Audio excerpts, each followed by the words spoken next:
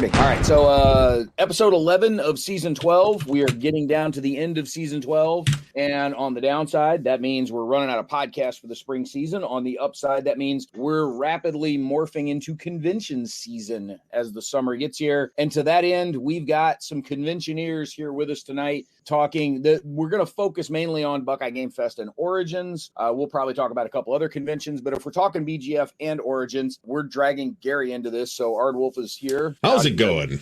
Glad you're able to make it. And this time, yes. Well, I'm glad for any time that you're here. So well, that's good because I'm here. And the first time joining us here on the podcast is another guy who's been a part of our Origins crew for a couple of years now and frequently makes cameo appearances at Buckeye Game Fest. Our buddy Lee is here. Lee, how are you? Good evening. And so Gary and Lee have both, Gary started out just slinging dice with us at Origins for a couple of years before he finally volunteered to start GMing, and we haven't let him get away yet. Yeah, they put me to work and I can't say no. So here we are. It's 10 years later. and somewhere in there, you managed to drag Lee into all of this also. I think that's true too. Him into it. I don't think he volunteered. I think Frank Chadwick talked Lee into it when we said we were going to run the Third World War, actually. A few years ago. Yeah. But we did Second Front before that. That's true. We did Second Front. So still, I mean, Frank was involved, right? Sort of, kind of. I got offered the chance to play some more Europa. There you go. And you can't, Lee, just like I can't say no to more work, Lee can't say no to more Europa. Indeed. Or Starfleet battles. Or Starfleet battles. That's fine too. I mean, there might be an impromptu Starfleet battles game that breaks out at Origins this year. We'll see. Or Buckeye Game Fest, or both. Either one is possible. The pickup game of Starfleet battles has been threatened several years at Origins, and it has yet to actually happen. That's true. That's true. And just be glad it's not a pickup game of Federation and Empire, or we'll take the whole area over and occupy it for the entire week. And the whole weekend, yeah. And the weekend. And the following week until the hotel security throws us out. Pretty much. So as we are recording this, BGF is a little bit in the future. As folks are listening to it, the War Room's going to open up in like 3 days. But there is still time. If you are in commuting distance of Columbus and want to come join Buckeye Game Fest, there is still time to come join us for, you probably wouldn't be able to get there for the War Room because you'd have had to arrange time off from work to be there for like Monday through Wednesday or whatever. But for Friday, Saturday, for sure, plenty of time to come join the War Room. And the War Room is sort of its own separate room at Buckeye Game Fest, organized and governed by the convention as a whole. But it's nice that, that there's this set aside room where you can leave some monster games up, where the war gamers know that they can congregate and sort of have a definitive home. And Gary, I know when I lived in Columbus and I first started going to BGF, and actually I found the t-shirt when I was cleaning the closet out the other day. I was at like BGF 8 back in 2006 or something like that. And so, I was at several of them back then in the mid-aughts or whatever the hell we're calling that decade. There wasn't a separate war room. It was just one giant room full of games. When did the War Room become its own thing? This will be my like 6th or 7th BGF, I want to say, something like that. And it has had its own room the entire time I've been going. I can tell you that. But back when it was at one of the older locations, I think there was just one room. At one point, there were 2 war rooms. There was like right across the hall from each other, down the hall from the big game room. There were 2 separate war rooms, and both of them were filled with OCS people. Oh, wow. Lee, were you ever at a pre-War Room Buckeye Game Fest? I might have been. I was in Cabs, which started BGF starting from just before 2000. So I probably went to a couple of them. And then I bailed on Cabs. I think I went to a War Room when they were still at the Radisson near my house. Yeah, up on the north side of town. Yeah, one of the earlier ones of those, but I couldn't tell you when that was. Yeah, there was 06, 07, 08 time frame. I know I made the ones in 06 and 07. I was actually there. That was back when Bayonet Games was still a thing, and I was actually there with a vendor table. And it's not like Origins where you've got a separate vendor room. There's like 3 or 4 tables set up around the edges of what was then, like Gary said, just one giant room full of people playing games. So I just put a sign on the table that said I'm the guy in the hockey jersey. and I was the only guy running around in a Carolina Hurricanes jersey, so it was pretty easy to find me. Everybody else said, who? Yeah, pretty much. I do remember Bruce giving me some grief one time when he stopped in the middle of the auction and looked at me. He goes, "A Carolina Hurricanes jersey?" And this was right after they'd won the Stanley Cup. And And Brant still hasn't stopped talking about it, so here we are. That's only partially true. But Bruce stopped in the middle of whatever he was doing, and Bruce is a Blue Jackets fan, not a diehard hardcore one, but he is a Blue Jackets fan. Are there diehard hardcore Blue Jackets fans? Yes, I play D&D with them. Okay, fair enough. I was giving them credit for some. I don't know, but I was, for their sake. Lee plays D&D with all of them, I believe. Probably. But I pointed out to Bruce, hey, look, you guys make the playoffs and then come, have a word with me at some point. Because I don't think the Blue Jackets had up to that point. But BGF has always been, first and foremost, it's a game playing convention. Like game conventions, this isn't a shopping convention. There's no costume contest. There's no scavenger hunt. There's no bunch of extra stuff. Pretty much everything they do revolves around putting a game on a table and playing something, right? Yeah. So there are probably 6 or 8 vendors at Buckeye Game Fest at this point. And, for wargamers, there will be 1, maybe 2. I don't think Enterprise Games will be there this year. I haven't heard from Don. I think the new time slot or calendar slot for BGF does not work for him.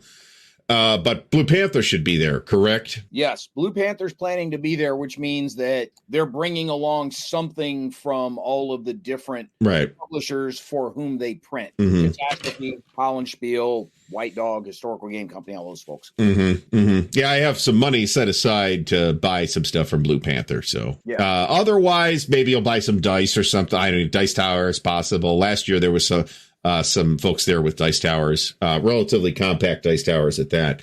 So, but yeah, it's not a Vendy convention, right? You're not going to go and drop $1,000 in the vendor room at Buckeye Game. Well, you could, but you'd be nuts.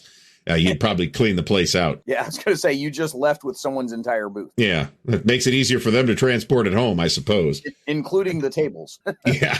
So, well, there's also no like auction or flea market or anything like that anymore. The last couple of years, they've done that weird thing where you like rent a table for a 30-minute slot or an hour slot or whatever it is. And you have that hour and you go and you could vend off that table.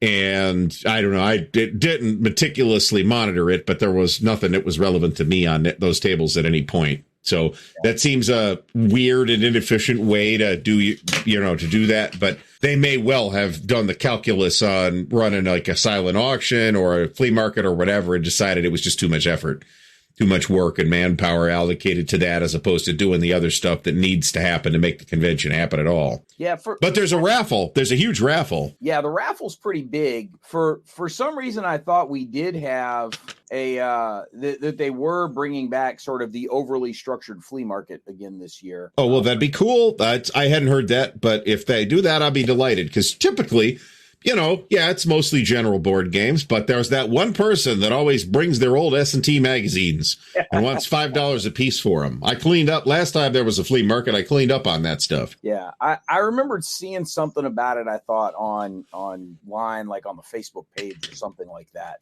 there was something about it, but I could be mistaken. Of course, I'm sitting in front of a computer, so I'm stalling for time while I go look for this. Right. But they do in fact have one in there. Lee, I understand you're not actually going to be sort of camped out with us at BGF the entire time this time around, are you? Afraid not. Work is interfering yet again. I'll be there full-time 1 day and part-time 3 days. 3 days? Yeah, 3 days. Well, at least part-time, it's better than no time. Yes. So that is good. That's exactly what Lee said when I made fun of him for working. Yeah. So, hey, it's better than nothing, right? Yep. So there is a thing on the BGF Facebook discussion area that is an official post from the convention. They're calling it the consignment store, and it will be Saturday morning from 9 to noon. So it's a chance for you to you get your badge, and there's a couple of waves. It's basically you've got an hour to try and sell your stuff, and they're going to do it in 3 different waves. And so you get a consignment store seller ticket to set your stuff up, and you've got to pay a small fee to sell your stuff, but it's a flea market, right? I mean, that's really what we're doing. So, but you don't have to sit there. They have somebody who's going to kind of put all the games on a table, babysit them. They'll collect the cash off of the prices that you've set, and they'll hook you up with it afterwards. So that seems to be how they're doing it. If you want more info, go read the information on their Facebook page. Yeah, or just show up and we'll tell you what to do. It'll be fine. Yeah, that'll work too. BGF and Origins are both in the Columbus Convention Center. BGF just takes up a way much smaller piece of it. Considerably. So to be more specific, the Origins takes up the convention center and the adjacent connected Hyatt Regency, and sometimes spills over into additional attached facilities as well, where Buckeye Game Fest is kind of one wing of one floor and several rooms in the Hyatt. So it's, less folks get the wrong. I think what they drew like 300 or 400 people last year or something like that. Somewhere right around there. Yeah. It was a little smaller than I thought it was, just walking around looking at it. Looks probably bigger than it actually is. Maybe just the room configurations. I really thought it was closer to like 650 or 700, but when they published their official numbers, it was right around 500. Maybe I think it was just a little under. Okay. Something like that. Right. But still, they took it hard. They got hit hard in that post-COVID year. They took it in the shorts. It was a very difficult year. And I think that year they drew about 250, which is really not bad, right? But it is, it's not a particularly cheap site either. So, no, but it's those smaller, almost commuter heavy conventions, I think, that really got smacked around a bit by COVID, because they weren't. First of all, the facilities costs are probably an outsized bit of their annual budget for running those conventions, and they're stuck with the whims of the local authorities as to whatever the mitigation measures of the week happened to be, and they were powerless to really do anything about it. If somebody decided everyone's putting masks back on, everybody put masks back on, or you didn't have a convention, right? Like a week before the convention, in some cases. Yeah, exactly. And that's not to take a pro or anti-mask stand. I'm not trying to get into the medical advice business at all, other than to note that when guidelines changed, the conventions had to change with them. They had no option other than to change with them or not happen. Or cancel. Or cancel. And it's tough to get attendees to commit one way or the other when they've all got their own personal ideas of what level of comfort they have with those different mitigation measures, and having them constantly change regardless of what your personal preference is. You want some predictability in what they are. And I think that really screwed up a lot of the smaller local conventions. Absolutely. Well, I mean, it hosed Origins too, to be fair. Yes. So it wasn't just those, there's just more of those. Yes. But I think Origins was a little more resilient given the size and scope of it compared to a lot of those smaller ones. I mean, that's probably true, but also remember the absolute dog fucking that Gamma did that year regarding their online events track too. So it's not like, they may have had an advantage in terms of size and resources, and they have a disadvantage in the sense of bungling management. Yeah, well, they can't tie their own shoes. Yeah. And not just that, but the visibility of the bungling. It happens every year. We laugh. We're still going, folks. It's a great event, but God damn it, we make fun of them and laugh about it every year. Yeah, and but when something as large and prominent as Origin screws up, everybody hears about it. When the smaller local, 2 guys in a pickup truck con ends up having a problem that only affects 60 people that all live within, walking distance of the convention, nobody cares. That's true. Yep. I think that has an outsized impact on it all. So.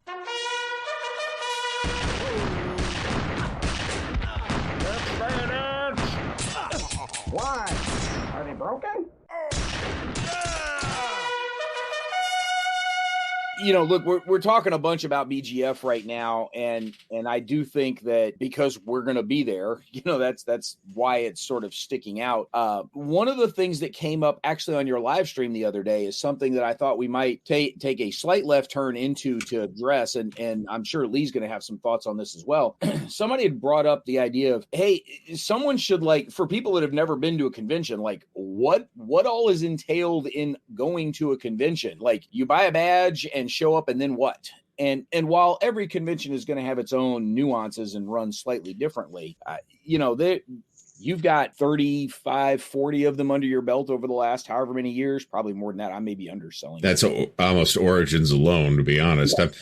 It's been a long time. Yeah, I'm coming up on. I've missed a couple, but I will have been going to Origins for 30 years come 2025. So that means I've been to 20. This will be my 28th. Yeah. So that's just Origins. I mean, to be honest, it's not like I go to Gen Con every year too, right? So, it's a huge percentage of my convention experiences with Origins. Let's put it that way. Yeah, but you've also got some Winterfest in there, Compass Con, Buckeye Game Fest. Lee, you've got obviously Origins and BGF. What else do you have for conventions under your belt? I have been to every Origin since Philadelphia, which was 95. That was my first as well. Okay. It was 95. I didn't make it to, there's one I almost missed, but I made it to like Sunday afternoon, so that counts. Was that the weird October post-COVID Origins? No, it was the year my brother-in-law wanted to get married in Wyoming. Oh, geez. On that weekend, or the week right before. The bastard. What's the matter with him? Yeah. Well, I got to see some pretty scenery anyway. Well, I've been to every Winterfest, and that's been 25, 26. 26, I think. I think this was 26. Yeah. And I've been to probably half that many CapCons, which was the Ohio State University's convention from about early 80s through, I think it finally shut down sometime before 2000, maybe a little after that. It wouldn't have been much after that because I got to Ohio State in 04 and it was gone. Okay. It was there when I was there the first time in 91 or whatever that was. I can tell you that. I didn't go to it, but I'm aware that it occurred. I'm not sure why I didn't go to it. I was dumb. Why did I not go to it when I had the chance? It was right at the Ohio Union, as I recall. And I could just walk there and play games, and I just didn't. I just kind of distracted at the time. Blew it off. It was...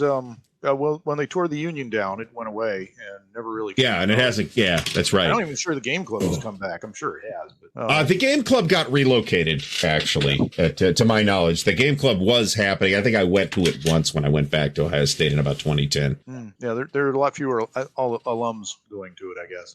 That's possible. Yeah. Go ahead, Lee. I've been to a handful of Con on the Cob, which is an Akron, Cleveland area, mostly role-playing con. I got to get to that since it's literally 10 minutes from here. It's about 20 minutes, but still, it's like 20 minutes from here. Yeah, it was like half an hour from my in-laws. And they didn't care that I wasn't there. I left their grandkids with them and disappeared for a Saturday. Yeah. And what time of the year is Con on the Cob? Mid-October. Oh, that's good timing. It's not really that good a timing for me this particular year, but normally it's going to be good timing. Yeah. I got a couple of smaller conventions out in California in the mid 90s when I was living out there. Mostly role playing or back then collectible card stuff was all the rage, but I was there more for the role playing stuff. I'm sorry, I'm breaking out in a sudden rash. Uh-oh. I will admit to having played some collectible card stuff way back in the day, but bailed on it pretty quickly. To my eternal shame, I am one of the people that brought collectible card games back to Ohio. Yeah, it's all your fault. From that Gen Con at which they were, or at which Magic the Gathering started to make a really, really big splash. Let me put it that way. It was 93 or 94. Yeah, whatever it was, I don't care. Yeah, because by the summer '94, it was exploding. But then once I moved back to the East Coast, like I didn't touch a game convention until I had moved to Columbus and had Origins in my backyard. And between Origins and Buckeye Game Fest and Mace and our fall assembly down here, and Gamma Expo is sort of kind of a convention, but not really. Not really. It's got convention-like things about it, but it's not truly a convention. Large amounts of people and unpleasant body odors are really the only correspondence, and incompetent management are really the only correspondences between it and Origins, to be honest. So for those who don't know, the Gamma Trade Show is exactly that. It is a trade show. It is not open to the general public. You've got to be a Gamma member or a retailer or a publisher or something, or sometimes press, then you're one of those in one of those categories, right? Yeah. And it's Gamma's it's a trade show. It's where the publishers will try to sell the retailers on whatever fancy new thing they have, among other things. I mean, I'm kind of boiling it down there, but that's the gist of it. that's a big chunk of the events there. But there's a whole lot of convention business that gets handled there. A lot of event folks there will make arrangements with publishers and retailers and dealers and distributors to be involved. There's also a lot of connections there between publishers and manufacturers, the actual people that run the factories. There's more of those folks there than you realize. The Studio 2s of the world too, sort of middlemen operating between design houses and warehouse. Yeah, they're sort of distributors with a bit of a retail bent to them. Those folks are also definitely there. But there's, look, you get that many gamers in one place and games are going to break out. And so that's true.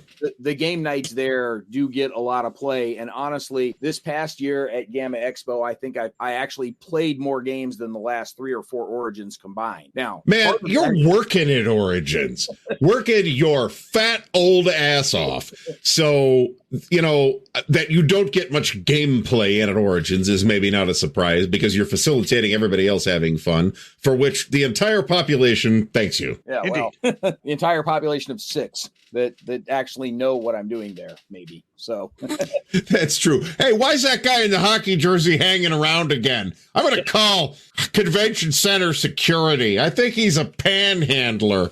Sometimes I probably look like one, actually. No, not until at least Sunday morning, fortunately. Yeah. And unlike a thankfully dwindling number of convention attendees, Brant actually does take a shower and use deodorant. I can attest. Yeah. Well, Brant's also not sleeping in his car to make ends meet. Or the bushes out in front of the convention center, which we actually attempted to do one year. It did not go well. It lasted about 20 minutes, and we said, "Fuck this! We're going to go find somebody we know and pay them $20 to crash on their floor," and that's what we did. Use the hotel. The one time I pulled an all-nighter at Origins, there was a guy sleeping in the corner of the room, of the game room. Was it a famous designer? It was not as famous, but it was a developer. Okay. I think I might know who you're talking about, and that person may have had a reputation for doing that. Yeah, maybe. Great. That's pretty rare these days. Not that you never see anybody dozing on a sofa in the hotel lobby, because that does happen.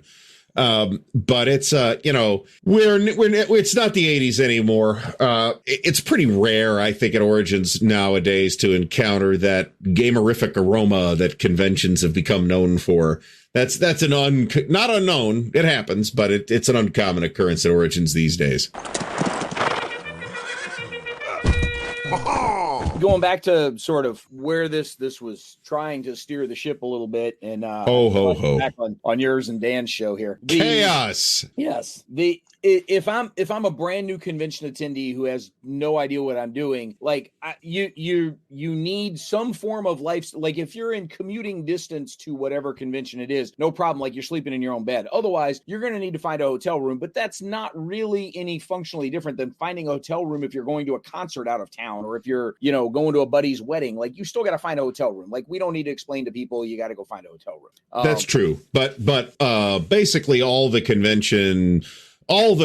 hotels that are near the convention center are already sold out, and or the rates are the blocks are definitely sold out, and the room rates are astronomical. So for something like Origins, absolutely. But if somebody's going to head out west and head to Kubla Khan, or if somebody's going down, that's different for Liberty Con, and they decide, hey, Steve Jackson does Liberty Con, he's a major presence there. I dig Steve Jackson stuff, so I'm going to go to Liberty Con. Like the convention will probably have an associated hotel with a room block that's got some ideally cheaper rates as a part of that block, but you're not obligated to be in that block of hotel rooms. Find somewhere to stay that's easy enough to get to the facility where the convention takes place. Mm-hmm. And look, it's getting a hotel room. It's no big deal. You're going to need to register for a badge. It's a skill you will need as a functioning adult sooner or later. One would hope, yes.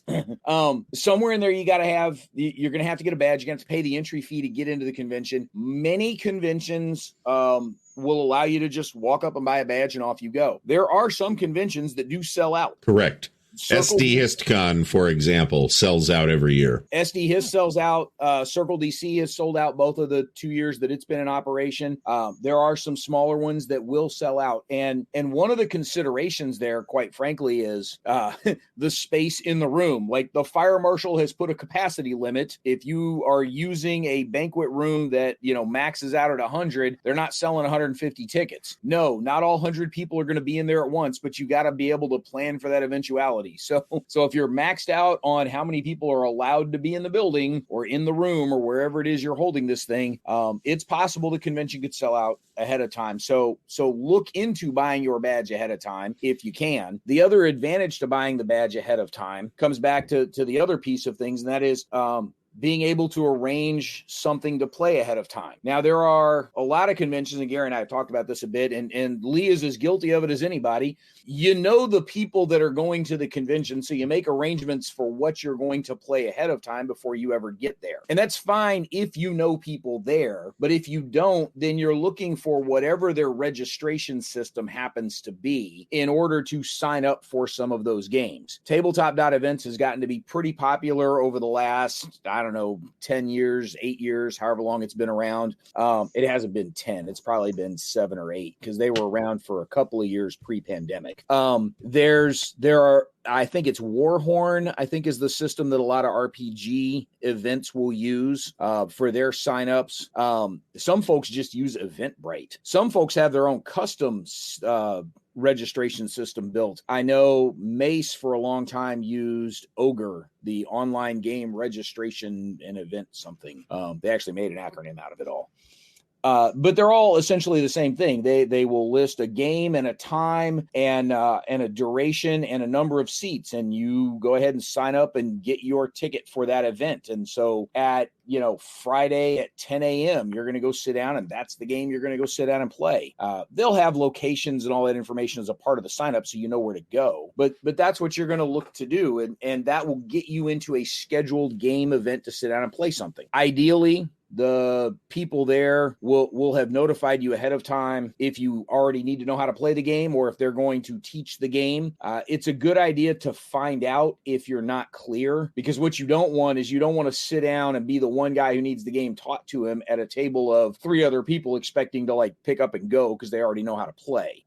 Conversely, you don't want to be the one guy who already knows how to play and was sitting down expecting to start slinging dice and have to sit through a half an hour of teaching people if you can avoid it. So check those things ahead of time. This is one of the downsides of being a small and insular hobby like wargaming, right? Because this kind of thing tends to happen at wargaming events.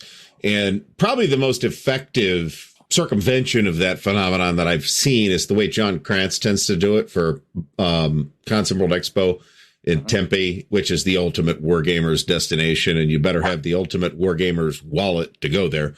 And now Compass Expo, where he provides a sign-up list, and you could say, I want to play these 3 games, and here's my email address, and people will email you. So that has worked well until this year when some trolls got a hold of that list and started spamming everybody with offers to buy the Compass Games guest list, hilariously, which was literally where they got the information. Funny. But Tabletop Events seems to be the go-to registration platform now for really even big, anything from very small conventions to enormous conventions like Origins. Is Gen Con using Tabletop Events? I don't know. Or do they have their own thing? Historically, they've had their own thing, but it's been ages since I've been there. Yeah, ditto. You've been more recently than I have. So, really? Oh, it's been a long time. Last time I was there, it was still in Milwaukee. Okay, then I've been more recently than you. The last time I was there was 2007. So pretty sure it was out of Milwaukee at that point. It's been out of Milwaukee for at least 20 years. No, all 3 times I went, it was in Indianapolis, and I was driving over from Columbus. Okay, I boycotted it when they moved to Indianapolis. That's of course nonsense. I just haven't been there. So yeah, 2 of those were day trips actually. The only time from Columbus, that's very day trippable. That's a 2-hour drive. Oh yeah, Lee, you had something back at midnight. The only time I went to Gen Con, I registered for my events by filling out a piece of paper that was printed in Dragon magazine. I remember that. Do you remember or did somebody else deal with it for you? The Gen Con hotel reservation circus, where you'd have to list 10 hotels in order of preference, and they would assign you to a random one that may or may not have been on your 10 that you listed. And big part of the motivation of Gen Con moving from Milwaukee to Indianapolis was Indianapolis had a lot more hotel rooms, and they weren't going to have to deal with this. And now Gen Con has grown so much that they have to do this again. It's nonsense. And it has been a big part of the reason that has kept me away from Gen Con is I just don't want to deal with that hassle. And I frankly am overcommitted anyway, so it's easy for me to say no to another convention. Yeah. Gen Con appears to be using their own. If they're using something like a tabletop.events, they've got it rebranded as its own Gen Con thing, which they can afford to have somebody do for them. Well, you'll know if it's got tabletop events on the back end by the fact that when the registration opens, does it instantly crash due to the intentional self DDoS attack that they did? Because if so, then yeah, that's probably tabletop events. So for folks that are attending conventions where the signups are open and public like that, like in Origins, it's simply a matter of trying to find your events and pick and choose and register for them. If you're going to a smaller local convention that's got 150, 200 people, even if they are using tabletop.events or Warhorn or some other similar online registration system, it's not going to be that much to leaf through it and find what you're looking for. For something like Origins that's got 5,000 events, yes, you're going to need to search and filter some stuff. And when event registration goes live, as Gary joked, it's a bit of a self-inflicted DDoS attack. It's kind of like the day any tickets go on sale for Taylor Swift, right? You know, the whole world's trying to get in there all at once. And so I have never experienced that phenomenon, Brant, but that's I have not okay. either. I've got friends that have worked for Ticketmaster and a cousin that works for them. So I've heard the horror stories. But you're trying to make arrangements for scheduling those games. And ultimately the majority of the game conventions, like that's the key thing you're doing is you're going there to play games or participate in them somehow. Many conventions will have other things around them, whether it's a miniatures painting contest or a costume contest or a scavenger hunt or an exhibit hall or a music program or a lecture track or an education track or something else going on the side somewhere. Those are all there to sort of support the overall audience that's there as a part of the games. Gen Con still has a film festival. Origins has kind of come and gone. Oh, they've still got the what is it really that you go to every year? The Smithy Awards. The Smithy Awards. They still do that, which is not really a film festival. I don't know. They had like an anime thing sometime in the last couple of years. I don't know. I've never been in there. Yeah, but they've had the foam boffer weapons combat stuff going on over the years at Origins. Yeah, that's a relatively recent appearance, like last 6 or 7 years, maybe. But it seems to be popular, and those folks keep coming back. I don't know. I don't remember offhand whether it was Amtgard or Dagger here or whoever it was that was there the last several years. I think it was Amtgard, actually. Been there more than the others. That doesn't mean the others weren't around. But like the TerrorWorks guys used to have their airsoft shoot 'em up games going, which was a ton of fun when they were running around the building with their airsoft guns the same night as the Ohio Democratic Party annual banquet at which Joe Biden was coming to speak back when he was vice president. Secret Service had a field day with a bunch of dudes running around the building with airsoft guns. That sounds like a hoot. I was there. I remember that. That was one of the most unintentionally entertaining Origins of all time. Because the same day they were doing this the same day as the costume contest. So you had all the dignitaries and grand poobahs walking around in their tuxedos and ball gowns, and you had the costume contest folks wandering around the building as well. So it was quite the contrast in styles. That's hilarious. So one year I was one of the people who helped to run a convention that I don't even actually remember the name of. But it was in Lorain County. If anybody's from up there, this was it was at like a Hilton or someplace like that, right next to a Midway Mall. And it's a small event, right? I think we drew like 100 or 150 people or something like that. My probably was less than that. It was probably more like 80. And we shared the hotel with another group as well, the Nation of Islam. Oh, boy. Which, yeah, that was an interesting experience. These extremely well-dressed looking ladies and gentlemen walking around, and then you got all these gamer slobs in the next room over. Yeah. At any given time, I'm not talking about the rest of the convention center complex, which is also massive, but even just that Hyatt could easily eat 10 events the size of Buckeye Game Fest. Right. Oh, yeah. One year there was a convention of dentists there with us, for example. It was interesting. Those were some really unfun, joyless people to deal with. And we are right across from the food court. Now, I don't know for sure if this is still where this happens at Origins, but for anybody who's been to Origins, this is like the ground floor of the Hyatt where the LARPs used to happen. I don't know if they're still down there or not. I haven't been to a LARP at Origins in like 15 years. I have no idea.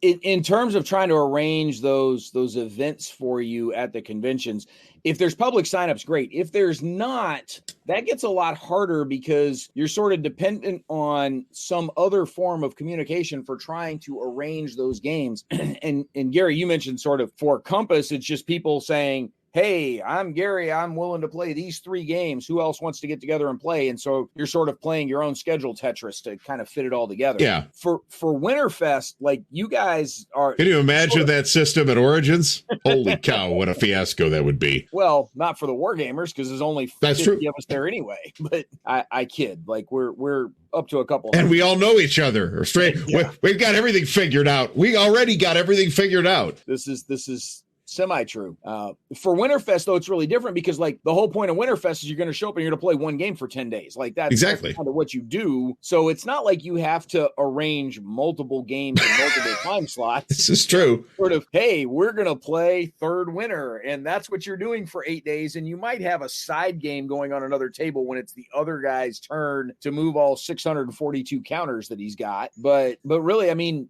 for Winterfest, how often have you ever gone and played like more than 3 games in any given Winterfest? Actually, there have been a couple of years where I've played 5 games, pretty much all sides. Yeah, a couple of years ago, they did this sort of grand tour of Mark Simonich's Zachban games, and they played like 5 different ones, something like that, all week. So they didn't have to like relearn very much. So that's a viable way forward. But usually, yeah, the Winterfest tradition is you show up and play one thing all week, and maybe you got a side thing set up. And with the exception of Merv and those folks, nobody gets to their side game. There's no progress gets made. We had a whole GTS thing set up on the side. We didn't touch it. 5 days later, we tore it down. Yeah. But Winterfest is also built around those monster games. Very much. Yeah. Southern Front, which is the smaller minis convention that's here local to me, does email signups ahead of time where I think they've actually got to the point where they now have a Google Docs spreadsheet that hey, that's the pinnacle of organization right there. For trying to get people's names on. But even once you get there, like they print out all the game sheets and put them all in a binder. And if there's an empty space, you can just go walk up and write your name in the binder for, hey, at 2:00 tomorrow, there's an empty slot in this game. So I'm going to go jump into it. You know, they run 10 or 11 tables of mini stuff, 16 hours a day. Now, obviously there's some changeover in there because you got to, with minis, you've got to tear terrain down and set terrain up, which can be a little more time consuming than your normal hex encounter setup. Seems to be, unless you're doing a monster game. The setup and teardown for the minis things seems to take a little bit longer, but these guys are pretty good at it because they've been doing it for a while. So I hope that helps folks sort of understand what's happening at conventions as a whole. But before we dive too much into sort of BGF and Origin specific stuff, BGF ends up being a bit of a hybrid in all of this, right? I mean, there's some stuff in tabletop.events. There's a whole lot of stuff that's been arranged outside of tabletop.events. Especially in the war room, but also in the main gaming area, which is which very much still has like the cabs thing where you just show up and you've already figured it out.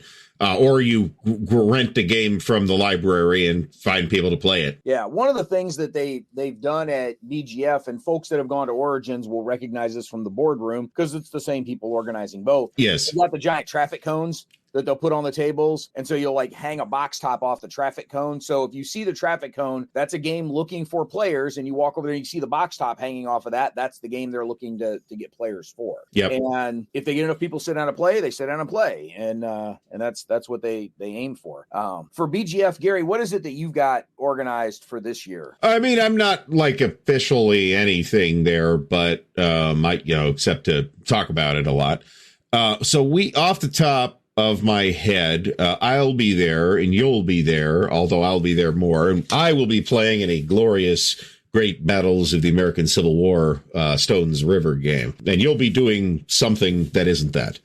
Not CW, yes. Right. And you'll be there, I think you said Friday and Saturday. Is that right? Yeah, that's the plan right now. There's an outside chance I could be there for Thursday, but I wouldn't hold my breath for it. Well, even so. So you're going to be there. I'm going to be there. Herman Luttman's going to be there. He's going to demo some stuff. Ryan Howman's going to be there. I don't know if he's going to be demoing additional stuff other than the stuff that Herman is already demoing. David Thompson is there. I'm sure he will have 17 different game designs that are in development somewhere in the pipeline. So David actually put his into tabletop.events. So you can see two there you go. play tests, one for Night Witches and one for Great Battles of World War II. Those are both in TT. So other than that, the guys at the Players Aid, Grant Alexander, will be there, and they've got some stuff planned. They'll be there like less this year than they were last year, but they're still coming because Alexander got a new job. They're going to probably do some coin stuff. I think they said they're going to run Nations and Cannons again, which is a bit bizarre. American Revolution, but with D&D and wizards and shit. But they ran it last year, and it sounds like everybody had tons of fun. So there's no reason for them not to do it again this year. Yeah. And there's always a chance that a random traveler game might break out too. It could happen. Yeah. The formally scheduled events through TTE, there's 11 of those for the War Room. There'll be 11 games played by noon on Thursday, whether they're officially in the schedule or not. The Coin Teach and Play from Grant Alexander is there. One of Herman's Struggle for Zorn games is there. His new fantasy war game is in there. David's actually got 3 play tests in there. He's got Night Witches, the Irregulars, and Great Battles of World War II. But like Tim Densham and Catastrophe Games are going to be there with a bunch of things both published and not yet published. That's who I was forgetting too. Yeah, sorry, Tim. Throw stuff on the table between him and Chris, and I think Aiden's going to be there. They're just going to throw stuff on tables and play games. But like Russ from Cardboard Conflicts and Bill Simone and a couple other folks, Wes Crawford's going to be there. These guys all have some games lined up ahead of time where they've just been in touch with friends that live in different towns. They're all meeting at BGF and going to sit down and play a bunch of stuff. But that's friends that kind of arrange things ahead of time. And I'm sure they're happy to have some strangers sit around and just watch, but I don't know, how many empty seats are at those tables for people to sit down and play. So I can vouch for our Dead of Winter game, which is full. We might be able to fit one more depending on how that breaks out, but we've got 5 already, and we feel like that's a very good number for this particular battle. Beyond that, you've got a team coin game happening as well, right? Yeah, that one's on Thursday afternoon, and right now it is on the schedule. So I guess you better be there on Thursday then. Yeah. Well, it says Thursday. I'm not sure that was what it was supposed to be. I think it was supposed to be Saturday. Too bad. I looked at the schedule, and it's saying Thursday, May 2nd at 1, and I'm not sure that's right. So I might have. Well, that's the time people are going to have signed up for it because that's what's on the schedule. Well, you're saying people like it's more than one. Right now, it's person singular, so I might have to contact Kristen and get this fixed. We're fixing things in real time, folks. Unlike Gamma. Yeah, well, they fix them in past time. So in exponential time, you mean? Yeah, setting BGF aside for a moment. Base problems, Gamma's problems are not solvable in polynomial time. I'm sorry, Brent. Yeah, no kidding. The 12th season of Mentioned in Dispatches is made possible by all of our Patreon supporters who pledged at the top level. The Armchair Dragoons would like to thank Michael Sundborg, Fred and his dog, Chet Bell, Hellcat6, Patrick Garrity, Stagger Wing, Kevin Bertram, Mike Quigley, Martok, and Joseph Noor for their support of the Regiment of Strategy Gaming, which helps us bring you the best strategy gaming articles, events, and this podcast. You can join us as a Patreon supporter at patreon.com/armchairdragoons. Setting aside BGF for a moment, rolling forward to Origins, because then Lee actually has a bunch of stuff to talk about because he's going to be there for it. I'll be there for more of it. So Lee, was it your idea or Gary's idea to do Brazen Chariots this year? We hashed around trying to figure out what to do. Something themed to 1944, because that was 80 years ago, and we couldn't agree on anything, and we fell back on, well, we really like BCS. Well, we haven't done Brazen Chariots yet. Well, it's not 1944, but we agreed on that. It'll work. Yeah. And, well, we've got the Normandy 44 games, which we kind of targeted. And then we picked BCS as an in-print system, right? Even though as soon as we made the decision that we were going to do Brazen Chariots sold out. But at least the system's alive, and you could go order BCS games from MMP right now, right? Which, I guess last year we did Third World War, but, when we did Europa, it's like, hey, this thing's been out of print for 30 years. It was barely in print when it was in print. Yeah, well, Europa was a bit of a proof of concept that seemed to work, and so we've continued that over the last 2 years following that first Europa experiment, and that is the idea of the running game. It's for a lot of games, you sit down, you play the scenario. When you're done, we pack the game up because we need the table for something else, or we reset it back to what that scenario was because we're using a specific scenario designed for conventions or multiplayer or demo purposes or whatever.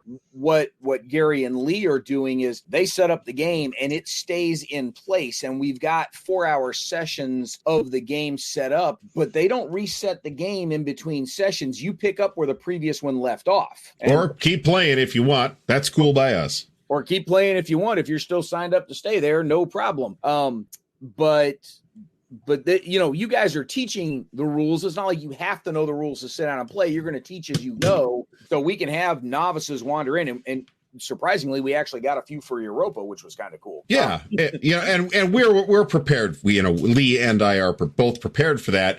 In terms of, yes, we're ready to handle it if people want to come up and need the game taught to them. But we also just played the absolute shit out of last Blitzkrieg, so we are pretty well conversant and comfortable with BCS as a game system at this time. Yeah. Yes. Yep.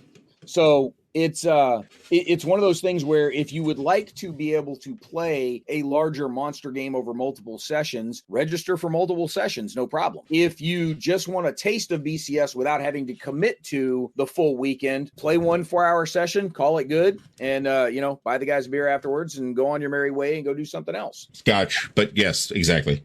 Lee and I are both Scotch aficionados, so yes, we are. For this year at Origins, we've actually significantly increased the size of our wargame area from where we've been the last couple of years. The last few years, we had 10 by 20 space.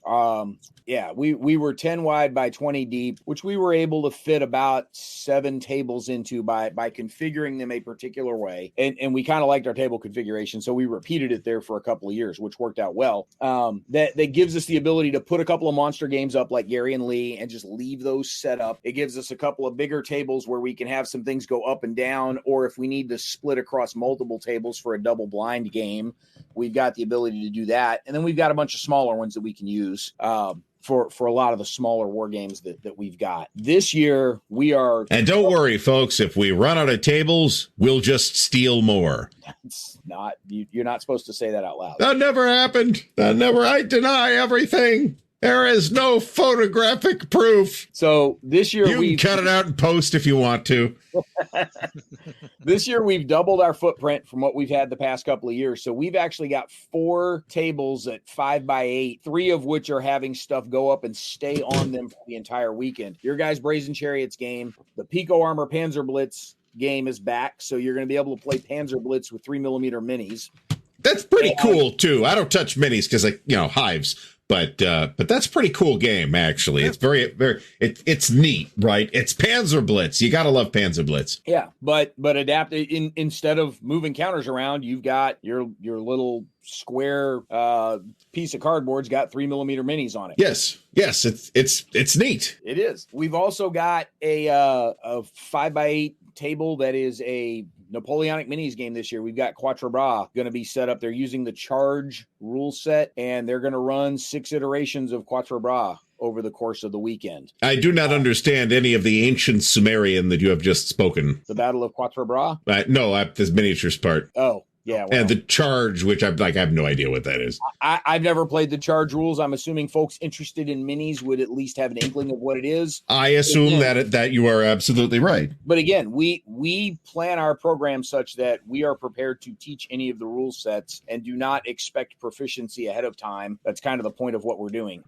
We do have the other big 5x8 table is going to be taken over by the guys from 10K Games that Gary has dragged into this. And they've got 2 different games. They're doing 3 sessions each. They're both World War II East Front. One of them is the game system is called the Symphony of Destruction rules. I'm pretty sure it's the same game, actually, that they just may have 2 different scenarios or setups. So there's the dash to Daugavpils. I'm sure I'm mispronouncing that. Oh, all wargamers mispronounce it. Don't worry. We call it Dog Pills. Or Dog City. There you go. The shove to Shavli, I'm pretty sure I'm getting Shavli right there. But beyond that, so we've got both Catastrophe Games and Fort Circle Games are going to be working out of our space. They don't have exhibit hall booths, but they've got some table space with us for their games. And so with Fort Circle Games, we've got some Halls of Montezuma, some Shores of Tripoli, some Votes for Women, which are all in print. Halls of Montezuma will be in print and will be on hand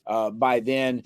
Kevin's also got a couple of other games they're bringing along. They are going to have the Hunt for Blackbeard game, which is the one that Volko is publishing with them. And they're going to have some of the Shakespeare game that he's doing. And then there's something else they've got in there that, because my cut and paste utterly failed in the chat here. It's is it Night Witches? They are going to have Night Witches, but David's actually coming to town to do that one. So both of the Night Witches games are on the same day, because that's the only day. David's only going to be there one day this year. Well, that sucks. So that might be the one that I'm thinking of there. But we will get to hang out with David at Buckeye Game Fest, though, which will be great. Yes, which will be awesome. The guys from Catastrophe Games will have the new Crisis in Korea game there with them. Solder City, which uses the Zermatt rules in an urban environment. They'll have for that. They've got both Campaign Bagration and Campaign Fall Blau will be there, and True Command, and I'm sure I'm missing something in there somewhere. I played True Command last year when Tim was demoing it. It's pretty neat. Yeah, that's the one where the variable leaders have different effects that they can use to add or subtract different abilities for the units that you've got on the field there. We mentioned Normandy 44. So we've got 4 iterations of Normandy 44. So if you want to come sit down and learn the Zachbond system, we can do that. And we're doing Normandy 44 because it's the 80th anniversary of D-Day. We are going to have 4 iterations of Nevsky. So we've got some levy and campaign stuff that's going to hit the table. Also from GMT, we've got Space Empires 4X, Twilight Struggle Red Sea. We've got Empire of the Sun. So we've got a bunch of different stuff from GMT that we're doing. This year, I am only doing one event at Origins this year, and that is I'm doing the Team Coin game because I'm the only guy that does those. So we are going to do one of those. Going back through the list here. Gary talked to Doc, and so Doc is going to join us for a couple of games. Well, maybe not Doc himself, but somebody from Decision Games is joining us for an iteration of Battles to the Ardennes, and we're also doing a campaigns in Europe. Which will be released in World War Magazine right around that time. The first issue or 2 ought to be out by then. Okay, we did try to talk you guys into doing Axis Empires for the big monster game. Y'all weren't interested. Well, the problem is I'd be teaching it to everybody, including everybody that's helping run it. So that was a pragmatic choice. I'd be totally up for doing that, and I think Doc would have been delighted. But we just pick something different. Maybe we'll do Axis Empires next year. I think that's completely plausible. All right, you heard it here first, guys. So I mean, I'm not promising anything, right? But I'd say, hey, yeah, I'd throw that in the list of things that we could do. Yep.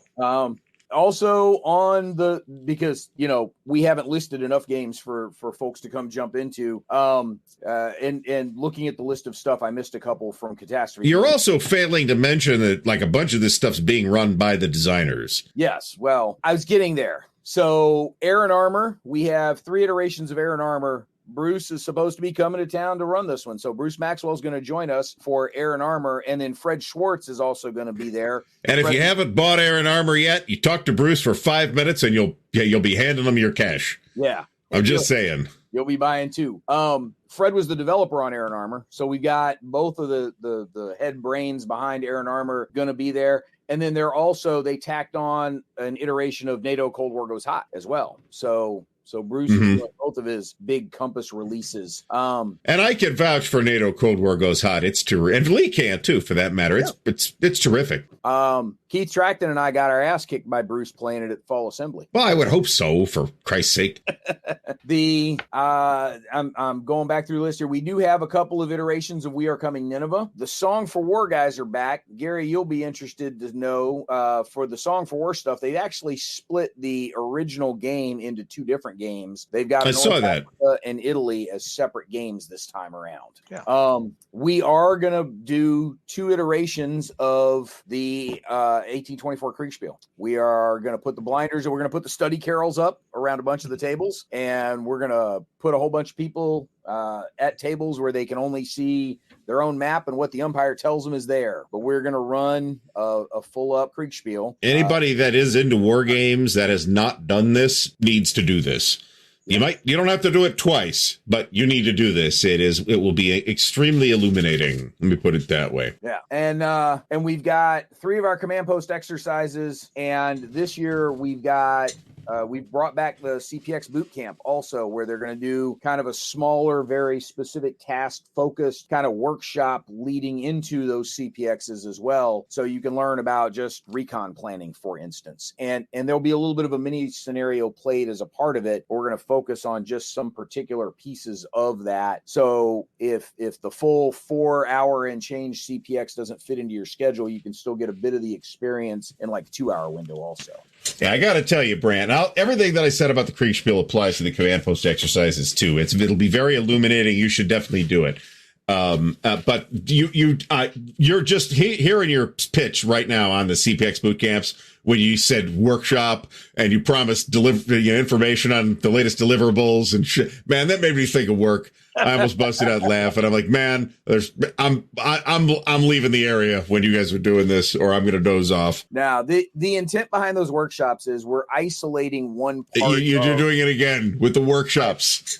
Stop with the workshops.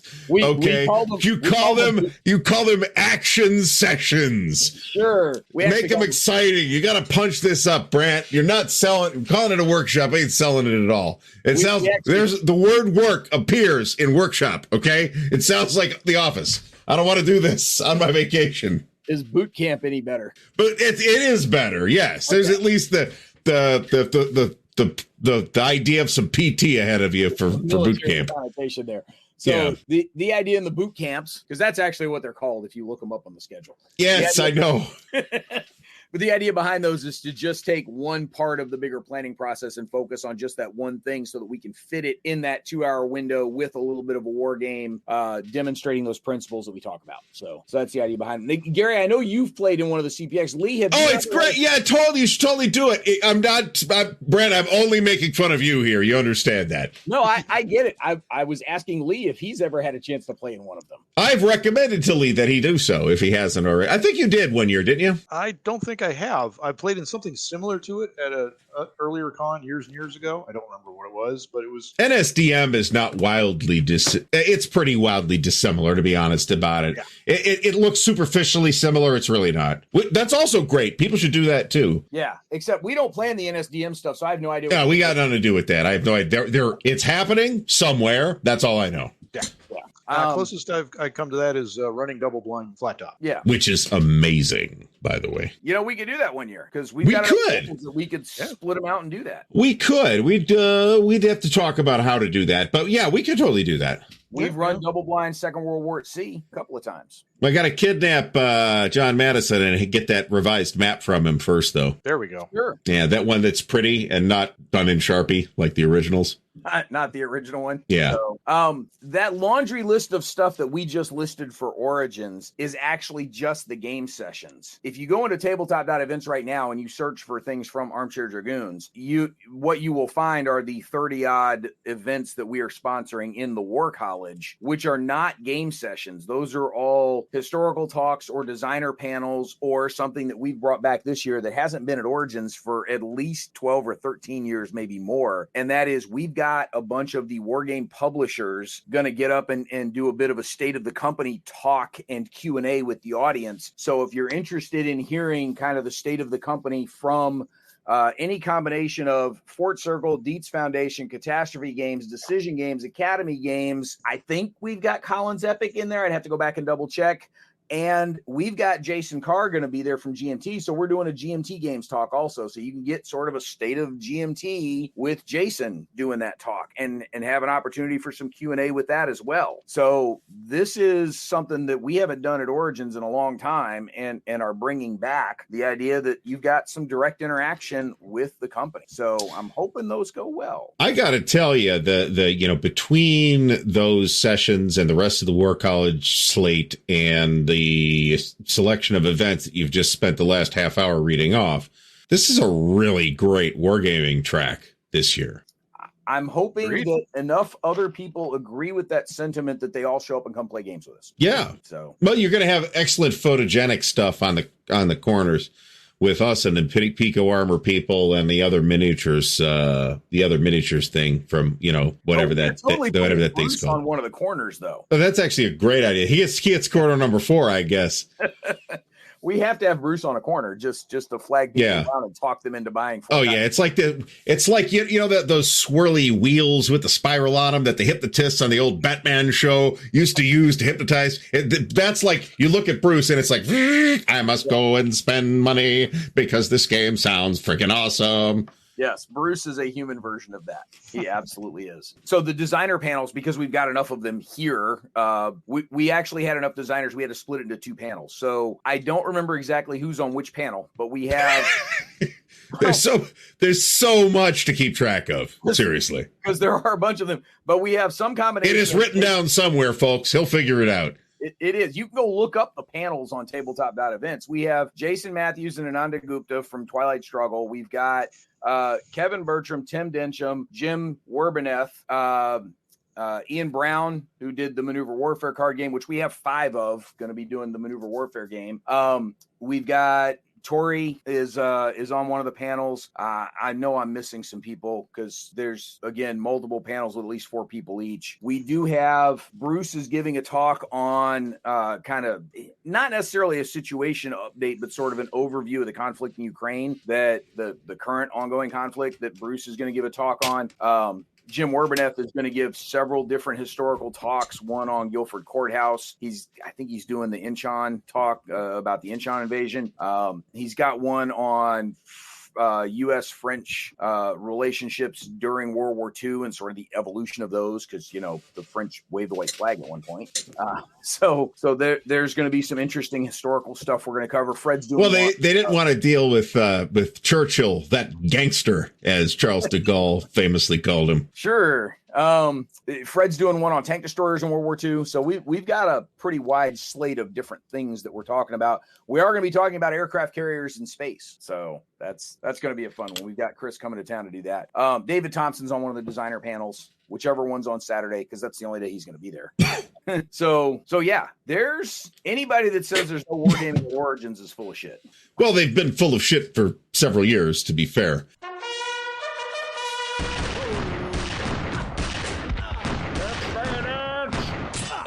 Why?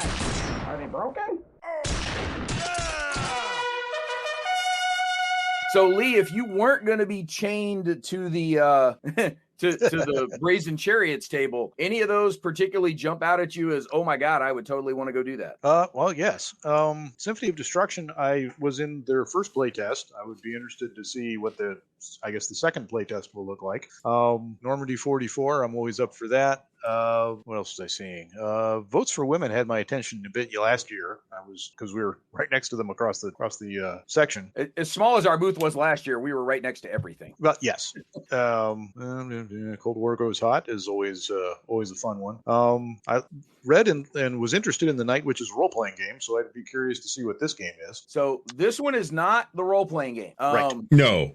Hilariously, though, David and or Liz did a podcast with Jason Morningstar, who is the designer of the Night Witches role-playing game. Yeah, that would have been Liz. Liz talked to him. They both cover the same thing, right? They both cover Yes. that Soviet Air Force unit with the women pilots. I played an early playtest demo copy of it last year at BGF, and it's you are a pilot working your way through some particular mission bombing run across the East Front, and what happens is you're drawing counters that are filling in the area that you're flying over as you fly over it. And so as you cross different hexes, you will start to fill in what's around you, and you are drawing from a bag whose mix, the difficulty changes by how much of what you put in the bag. So that's how you make the scenarios harder or easier. And there will be mixtures of anti-aircraft guns, which will try to shoot you down, searchlights, which make it easier for them to try to shoot you down. In some cases, there are actual targets that you're trying to hit in there. So the map unfolds as you fly across it, because you don't know what's there yet until you start flying. And then you have to manage your aircraft as you do that. You've got a certain amount of ammo you can use, certain amount of fuel you can use. You can dump fuel to try and be more maneuverable, or you can try and fly faster, which burns some fuel. So it's a pretty nifty. It almost has a bit of an arcade game feel to it, but it is very much hex encounter, trying to survive your bombing run sort of game. It is quite fun. It plays quick, and it can play solo or co-op, because you can have two of you playing side by side on the same map, or you can just play solo and just depending on what mix you put in the bag that you pull from as you fill in the map while you fly over it, you add more anti-aircraft guns. It's harder to get across the map, that kind of thing. So pretty nifty. I observed that game. It's pretty neat. Definitely sounds interesting. Yeah. Small footprint, plays quick. But a satisfying experience, because you have actual decisions to make. You're not just sort of a dice chucker for an AI like some solo games can feel. Yeah. So that's pretty cool with that one. I really wish we were going to have David for multiple days. Unfortunately, it's just not going to work out this year. Outside of the wargaming area, Gary, is there a particular something at Origins that's, oh my God, I got to do that? The dealer's room calls to me, but as it does every year, and I'll no doubt spend significant amounts of time in there. I sometimes try to get into a traveler event, but the only day I have to do that is Wednesday night. So that's unlikely. It has happened before, and I might try to make it happen this year, but it, best of luck to me on that. Other than that, I'm more or less resigned at this point to spending most of my convention in the wargaming area. I'd be curious to see We Are Coming Nineveh, actually. Yeah. I wouldn't mind trying that if that turns out to be a thing that can be done. Well, I don't know. I know, actually, because. Oh, yeah.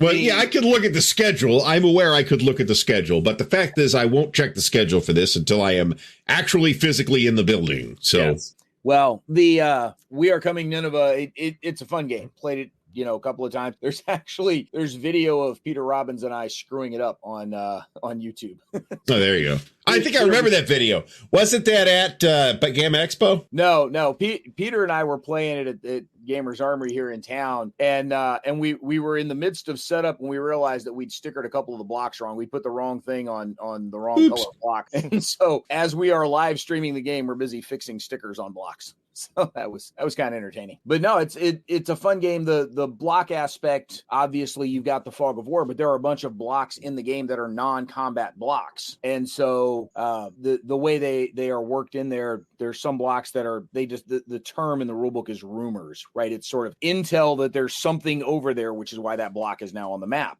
But it turns out to not actually be a thing. So that's how they sort of work in some of the Fog of War and intel collection that you need as a part of all this. So there's some neat little mechanics like that. There are tracks that you keep up with the level of infrastructure damage, the level of civilian casualties. So as those things start to mount, that can become a larger problem for one side or the other in the overall scoring of the scenario. So you do have to be a little careful how much damage you're doing as you're plowing across the city. You can't just go in, bomb everything. So it's a pretty nifty system, and particularly from first time designers, it's remarkable how well done it is. I also would love. There is absolutely zero chance of this occurring, but I would love to get in on Space Empires 4X. That's a great game. On the other hand, it's not like we can't play that at home. So there's that. Neither I nor anybody I know has a copy of We Are Coming Nineveh, unless you do, Brant. Sounds like you might. I do actually. There you go. Bring it to Origins. Yeah, well, I may not need to, but it's also not like I could just bring it over to your place on a Friday afternoon for a game. Well, that's true, yeah. Even though we're like 9 hours apart, but something like that. Yeah, but it is definitely a fun game and one worth folks seeking out to enjoy. So, Lee, outside of the wargaming area, anything in particular at Origins? The Smithy Awards, I think, are your normal thing, right? Smithy Awards, which is always Friday night. That's my wife and I's anniversary date. Yes, we are strange. I usually slip out for at least one round of role playing. Especially most years, one of my friends is still running Twilight 2000. For a while, I would run games with him until you guys roped me into stuff. I will run a plug that he tells me he is running 4 slots of good old Twilight 2000 first edition. I was about to ask. Yes, since I just actually picked up Twilight 2000 second edition 2.0 is the one I got. The free no, not that. No. I'm talking the GDW version. I've had the Free League one for a while. It's pretty. But other than that, I would rather play the game, any of the GDW versions personally, but that's just me. Yeah. Roman runs a game. He's setting up a whole bunch of miniatures this year from what I hear. And no matter what scenario is, he says he's running, it's always Custer's Last Stand. my point of pride is he's only killed my character once. Well, yeah, anybody can go hide in the truck and not get killed.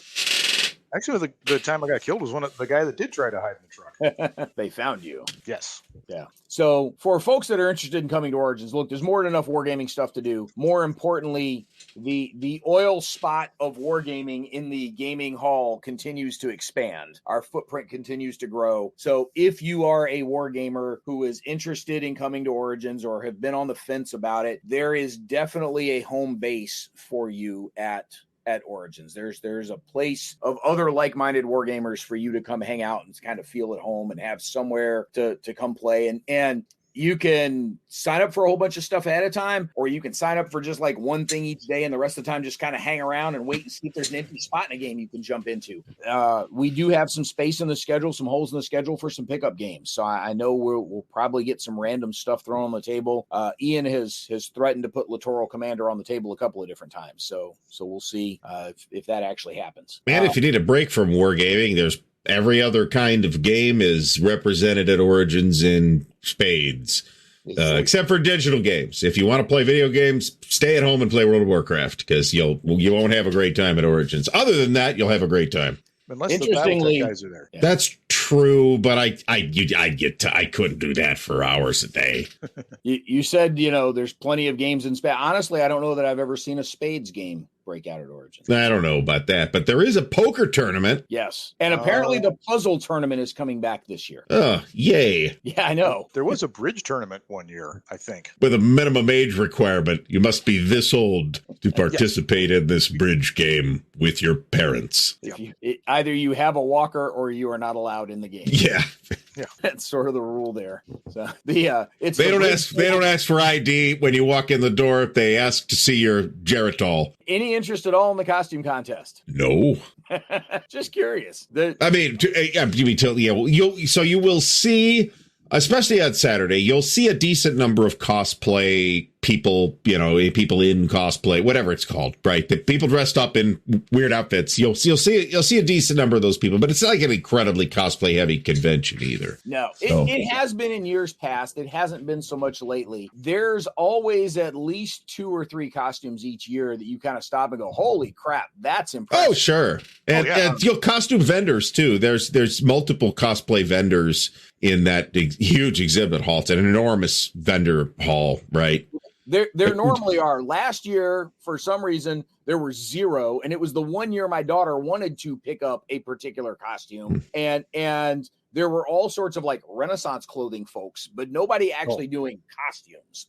And okay, I see what you mean. Yeah, no, that's probably correct. That was very frustrating because there was no way I was letting her get stuff from the what is it, the slutty mermaid. Yeah, go figure. Not happening. There was one place that was basically selling sort of cheesecloth that was sewn into clothing patterns. This isn't clothing. And then there was the one place that actually had some very nice Victorian cut corset dresses, and they were very well made. They're all handmade. They're all gorgeous. Lots of very interesting fabrics. Oh my God, those things were expensive. There went my game budget for last year. If you want to know why I left Origins last year with 2 games, that was why. My daughter's very, very nice Alice in Wonderland Victorian corset dress is why I bought 2 games last year. So the rest of it she was wearing. So I bought 2 games before the dealer's room opened, Brant.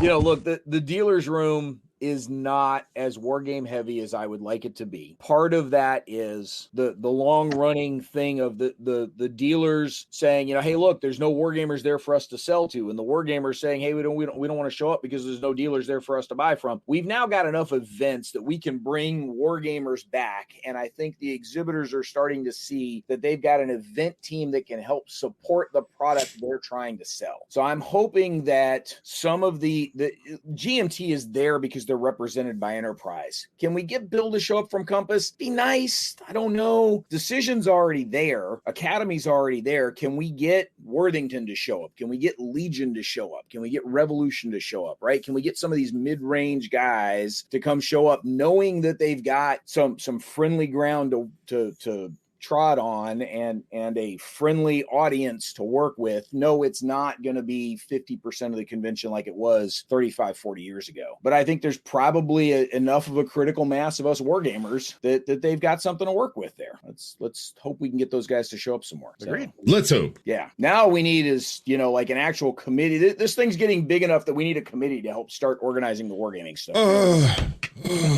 You got to have focus group. You got to call it a focus group and focus on deliverables and metrics. No, what I want is help, right? That's what I want. I want some help.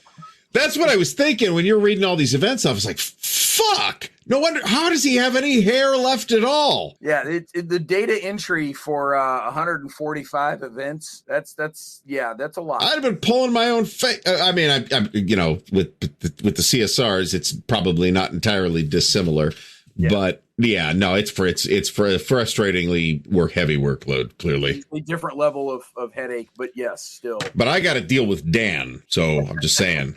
Clearly, that one of us is more challenged than the other. Yeah, well, and that's Dan. Right. Obviously, he's got to put up with me. I honestly was. Is this the real reason I'm on this podcast? That Dan couldn't make it? No, Dan was not invited.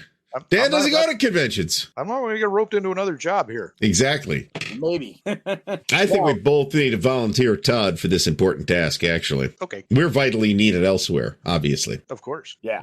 But no, folks that are, again, interested in some wargaming, we've got plenty. And I'll tell you, I was crunching some numbers, and this will kind of be my last thought on Origins because we're already running a little long. And a little bit. I was crunching some numbers on things the other day, assuming Origins crosses the 17,000 attendee threshold, which I don't think is unrealistic this year. And no, that's possible. Pre-COVID numbers, not the highest of their pre-COVID numbers, but it's not unrealistic that we hit 17,000 this year at Origins, right? So 1% of that is still, if 1% of the people in the building are wargamers, you've got 170 wargamers running around there. How many other wargame conventions out there are pulling in 170 wargamers? So these caps at 100. How many does Compass bring in there?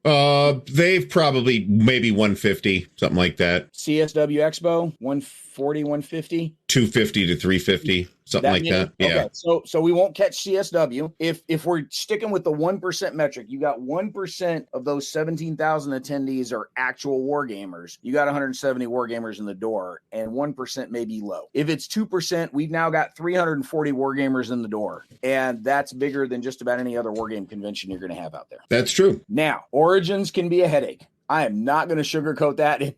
And Jason Matthews, who was on the board at Gamma, will even tell you that there's plenty of stuff Gamma screws up. We think we're frustrated with Gamma. Can you imagine the bullshit that Jason has to deal with?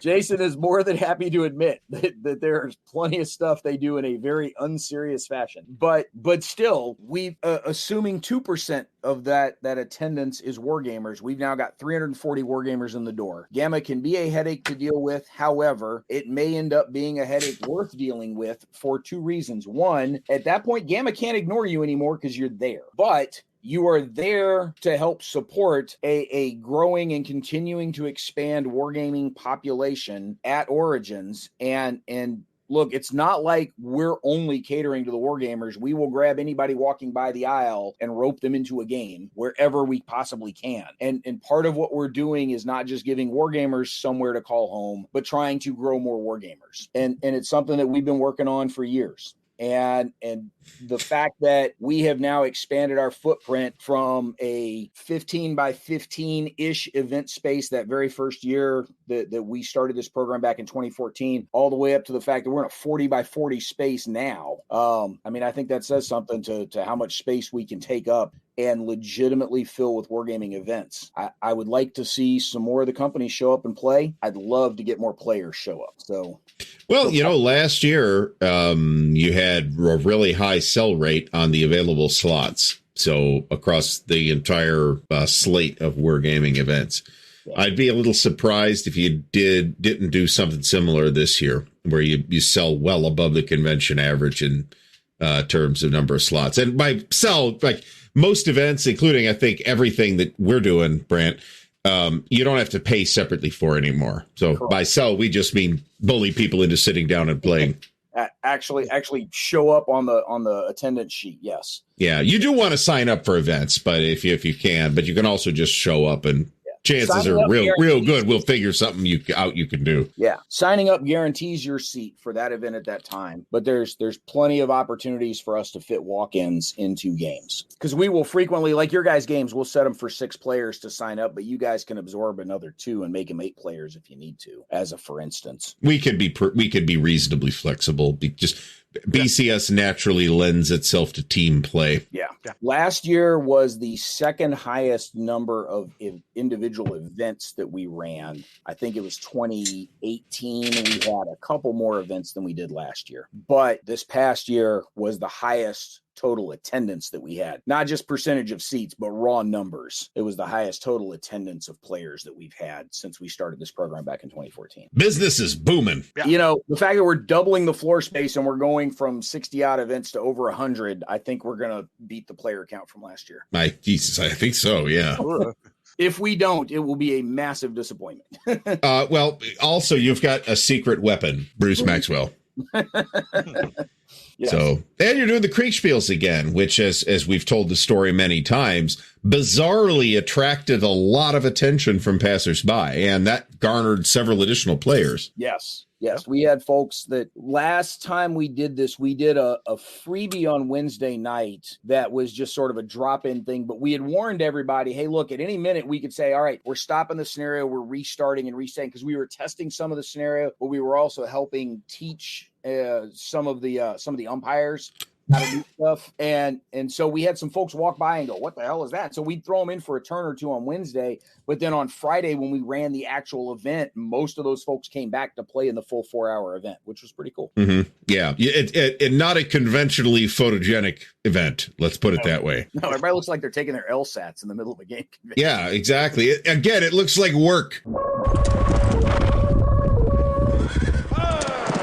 Guys, as we wrap all this up, Gary, any parting thoughts on game conventions as a whole, or BGF or Origins in particular? Looking forward to BGF. It is it's Tuesday as we're recording this. By a little less than a week from now, I will be at Buckeye Game Fest. So my immediate attention is on that and on refreshing my memory of GBACW. And then after that, we get about a month or close to 2 months, actually, between BGF and Origins. So always look forward to Origins. Like I said before, this will be my 28th or 27th Origins or something like that. So I've been doing this a long time. Obviously, I have fun every year. You keep coming back. I keep coming back. I keep spending money in that damn dealer's room.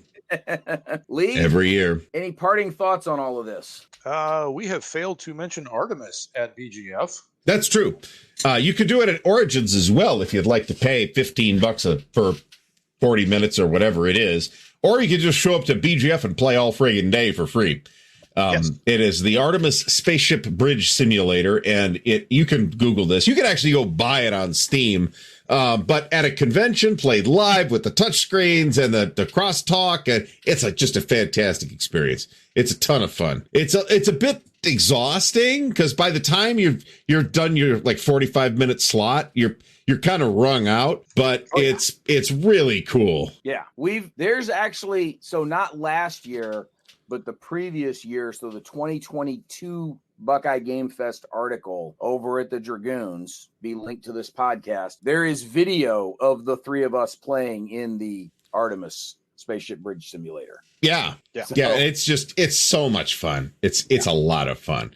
I wouldn't actually want to do it all day because I would have to take a nap between sessions, but it's a lot of fun. So picture it's the Star Trek bridge with the serial numbers filed off, fighting off Klingons with the serial numbers filed off, and that kind of stuff. It's a blast. Yep. And if you want to go back to the corporate speak, it's an excellent team building exercise. That's true too. I'll make Gary writhe on the floor here. Oh, I'm dying here. Yep. All right, so all you want to be team builders, Buckeye Game Fest, come play in the Artemis Spaceship Bridge Simulator. Indeed. So I'll be there somewhere. I think we'll all be there. We'll all be there. Yeah, I didn't have time to do it last year just because of what we were doing. Just didn't give me that amount of time flexibility. But yeah, we'll try and squeeze it in this time. Excellent. Yeah, because we did it several times in 22, and then we didn't do it at all last year. I didn't do it at all last year. Yeah, me either. So, all right, folks. We're almost done with season 12 of Mentioned in Dispatches. It's probably been our longest episode this season so far. That's because I'm on. Well, that has something to do with it. We're still going to talk about historical RPGs, and then we're also going to our wrap-up show this season. We're going to take a look at the state of the hobby wargaming world and bring some new voices in, some folks that have not yet appeared on Mentioned in Dispatches over any of our previous seasons. So we hope you'll come back in a couple of weeks and check that out. Leave you in a little suspense until then. In the meantime, we'll catch up with Gary and Lee both over the summer. We'll be doing some live shows on Gary's channel for sure, on the Dragoons channel as well. So we'll be doing some live hits from both of those conventions and probably a couple other things over the summer. In the meantime, thank you for joining us for Mentioned in Dispatches, and we'll catch you next time on our next episode.